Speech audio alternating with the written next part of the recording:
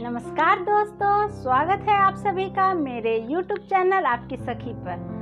दोस्तों, मैं रेनू बाला एक बार फिर से उपस्थित हूँ आप सभी के समक्ष अपनी लिखी एक नई कविता के साथ। उससे पहले आप सभी को दशहरे की ढेर सारी शुभकामनाएं। दोस्तों, आज की मेरी कविता पत्नी के महत्व पर आधारित है। मेरा यह मानना है कि दुनिया के सभी पतियों को अपनी पत्नी का सम्मान करना चाहिए, उसकी भावनाओं का सम्मान करना चाहिए। वो अगर आपको किसी बात पर रोकती टोकती है तो आपके भले के लिए ही होता है, तो उसकी फटकार का भी हमें सम्मान करना चाहिए।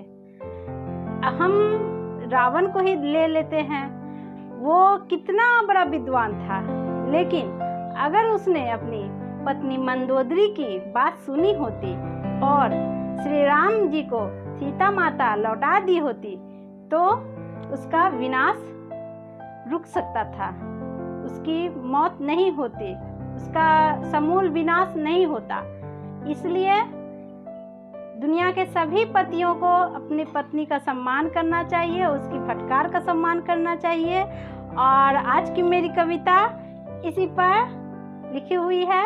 इससे पहले मैंने श्रृंगार रस, करुण रस, वीर रस पर कविता लिखी।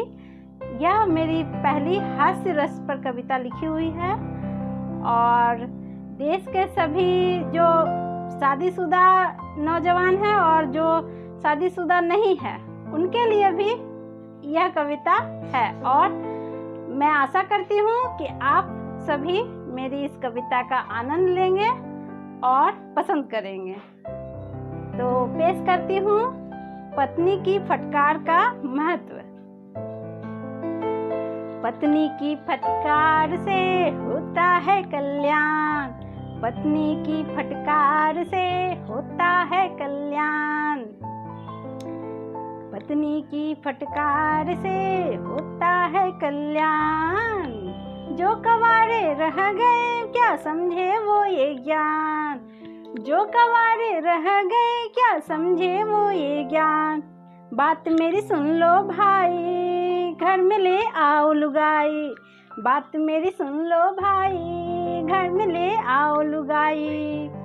तुलसी भागे छोड़ घर जब मिली उन्हें फटकार, तुलसी भागे छोड़ घर जब मिली उन्हें फटकार। रामचरितमानस रच कर जग से पाया प्यार, रामचरितमानस रच के जग से पाया प्यार। महान बन गए वो ज्ञानी जिन्होंने पत्नी की मानी, महान बन गए वो ज्ञानी जिन्होंने पत्नी की मानी। अब आजकल के आधुनिक पति कैसे होते हैं, जरा वो सुन लीजिए। अपनी पत्नी दाल सी लगती है सबको, अपनी पत्नी दाल सी लगती है सबको, अपनी पत्नी दाल सी लगती है सबको।